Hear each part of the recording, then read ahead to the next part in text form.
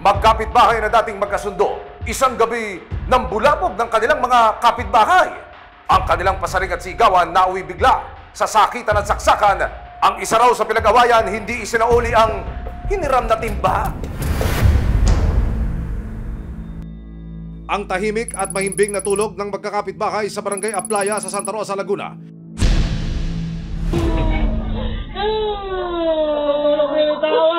Nabulabog ng dalawang pamilyang nagkainitan sa closed-circuit television o CCTV ng isang tindahan sa lugar.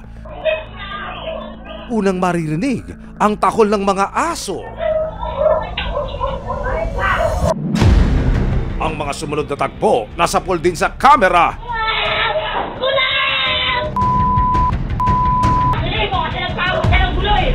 Ilang saglit pa, may isa pang lalaking kumuha naman ng isang malaking bato.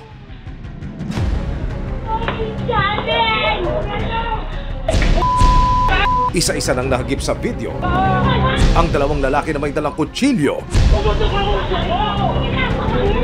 Nang makorner ang isang lalaki, dito nila inambahan ng saksak ang nakaubad na lalaki. Ang saksakan at karambolan ng mga lalaki umabot pa raw hanggang sa kabilang eskinita. May patayan po dito. Tulungan niyo po kami dito sa Barangay Aplaya. Barangay Aplaya, puro tres po, live po to.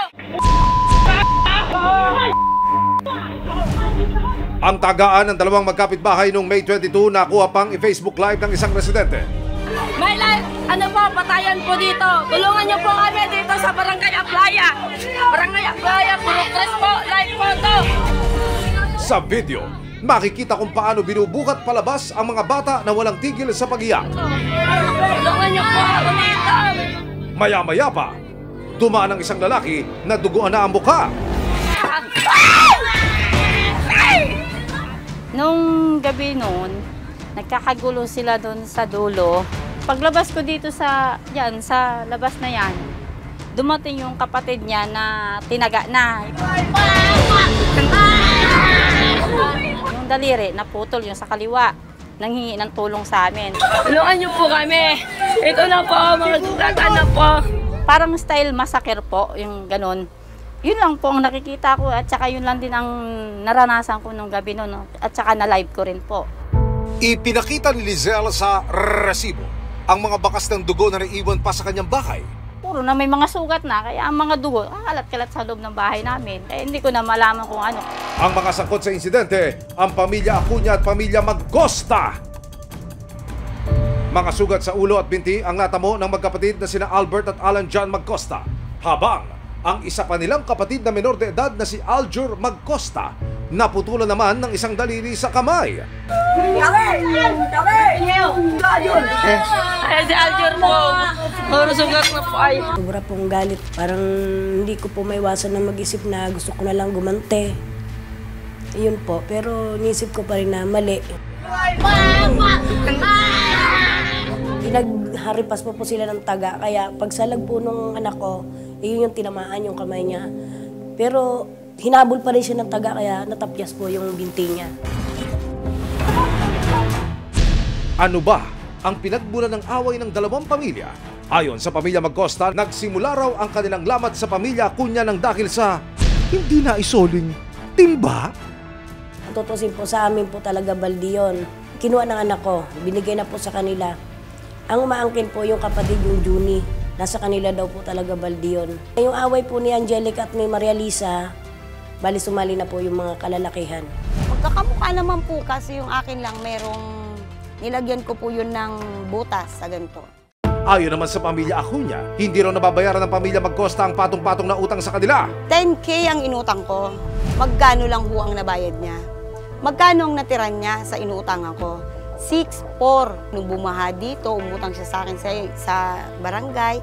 Tapos dumating dito, umutang na naman siya. Bigay naman po ko ng bigay. Ayon sa investigasyon ng PNP Santa Rosa, 12 pulgada ang haba ng kutsilyong ginamit ng isa sa mga nanakit na si Juni Acuña. Base sa CCTV po, ang kutsilyong ginamit po ay isang ruler po ang haba. Kasama na po yun yung hawakan po. Ang may hawak po ng kutsilyo ay si Juni Acuña po. At ang tinamaan po ng saksak sa binti po ay si Alan Paul Magcosta po. 6 na araw matapos ang insidente, nakausap ng resibo ang isa sa mga tinaga na si Albert Magcosta. Bakas pa sa kanyang ulo ang mga sugat at galos. Mga hanggang dito po, saka hanggang dito sa kabila. Medyo mahaba rin po ng konti. Tumakbo na po kami dun sa bahay pa uwi. Hanggang sa sinundan po rin po nila kami at doon na po tinaga yung kapatid ko sa binti tsaka sa daliri. Makikita po sa video.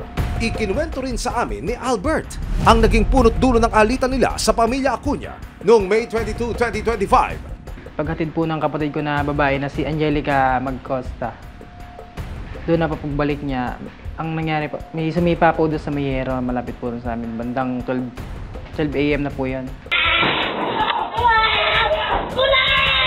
Paglabas po namin, dinignan po namin kung sino po yung sumipa kasi malakas po yung pagkakasipa eh. Paghili po namin, doon po namin nakita sila Antonio at si Paulo Acuña.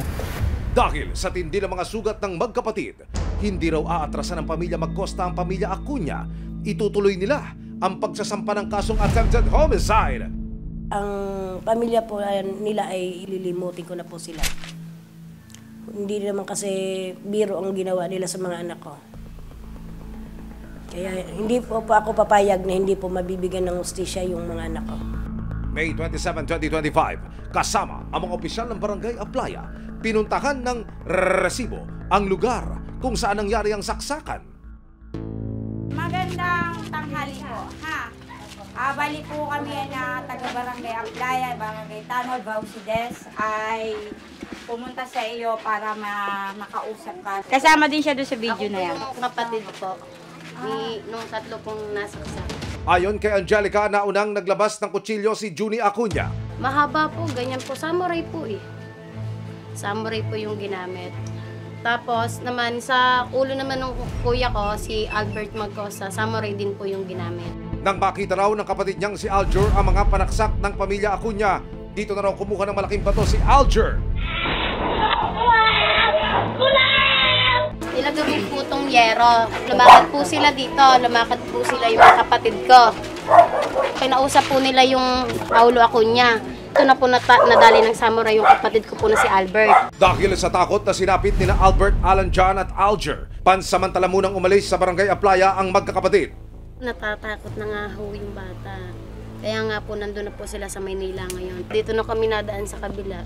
Hindi na ho kami natutulog dyan sa bahay na pinagsuguran ho namin. Dahil hanggang ngayon po, iniikutan pa rin po nila kami gabi-gabi. Eh hindi, ang ginawa sa akin ni Angelica, bigla akong sinabunutan. Eh ang gusto ko lang naman na maghiwalay ang kabilang panig. Tapos yun, yung nang sinabunutan niya ako, nung oras na yon, wala na akong alam. Ang nakakita sa amin noon, yung kapitbahay namin doon. Kiit pa ni Liza, ang pamilya Magcosta raw ang unang naghamon ng away sa kanila. Hindi po, hindi naman po kami. Wala po talaga kami. Kahit nga po magdadaldal sila, wala kaming pake. Sana umalis na ho sila dito para matahimik po kami dito lahat. Ipinakita rin sa amin ni Liza ang kanilang resibo ng mga sugat na natanggap din ng kanyang kapatid dahil sa insidente. Ayon pa kay Liza, nagpatong-patong na ang mga engkwentro ng kanilang mga pamilya. Nung lumabas na yung motor ng kapatid ko, inabangan ho nila ang kapatid ko dun sa iskinita ho na yon. May 19, nakuha ng din ni Liza ang pangaharang ng pamilya Magcosta sa mga kapatid niyang daraan sana sa eskinita. Ang point ko po, kaya ko po ito binidyo. Para may ebidensya ho ako na hindi sila ginagalaw ng kapatid ko, papasok lang ang kapatid ko. Eh hinarang ho nila. Sandali lang po, sino ba talaga nagsasabi ng totoo? Ayon sa iba pang mga residente ng Aplaya, hindi malayo sa katotohanan ng sinasabi ng pamilya Acuña na takaw gulo raw ang pamilya Magcosta. Yeah, yung pamilya na yan, yun ang mga gulo talaga. Gusto lang, yung mga nadisgrasya. Eh, ganun mo sila pag sila nalalasing eh. Wala ko sila sa ayos eh, pag sila nakakainom na eh. Mula nga ako na dumating sila, lagi nga akong may gulo. Pinapaalis na po yun dito. Tapos bumalik. Napetisyon na sila. Pero ang dalawang pamilyang halos magpatayan na, dati raw palang magkaibigan. Parang ano na po kami nun, parang magkakapatid na po kasi parang pagka May pagkain, magbibigayan po kami. Bibigyan ng ulam. Palitan ng ulam. Pagka wala, may lalapitan. Pag may isang pupunta sa ospital, sasamahan mo namin. Malapit yan sa akin, dito yan sa akin eh. Kasi nung baby pa ang anak niya, kami pa ang nagpagatas sa anak niya. Yung panganay ko, sa kanya ako nakuha ng panggatas ng anak niya kasi baby pa, wala yung nanay niya. Sa bahay siya tumira. Pero para sa pamilya Magcosta, wala na raw friends sa nangyaring ito. Ika nga, solian na ng kandila! Patayan po dito. Dahil sa engkwentro, sinampakan na ni Albert ng kasong attempted homicide sina Junior at Paulo Acuña. At yun po naman, ma'am, inaantay din namin na gumaling para makapagsampa na rin po yung iba pong pamilya ng Magcosta po. Para maayos po yung kanilang sasampa ng demanda laban po sa pamilya po ng Acuña. Nito lamang May 29, 2025, matapos ang madugong engkwentro, magkakarap muli sa barangay ang pamilya Acuña at Magcosta. Pero dahil hindi nakarating sa itinakdang oras ang ipinatawag na sina Angelica at ang inang si Salvacion Magcosta, nagdesisyon ang mga opisyal ng barangay Aplaya na iurong ang harapan sa darating na June 4, 2025. Sa huli, nagdesisyon ang dalawang pamilya na ang kanilang mainit na pagtatalo idaan na sa legal na proseso. Itutuloy pa rin ng pamilya Magcosta ang kaso laban sa mga Acuña na attempted homicide, habang ang pamilya Acuña naman ilalaban daw na makapagsampa ng kasong physical injuries laban sa pamilya Magcosta.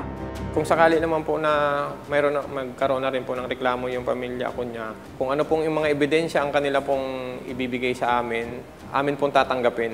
At pare-parehas naman po silang may karapatan para makapagsampa po sila ng kaso.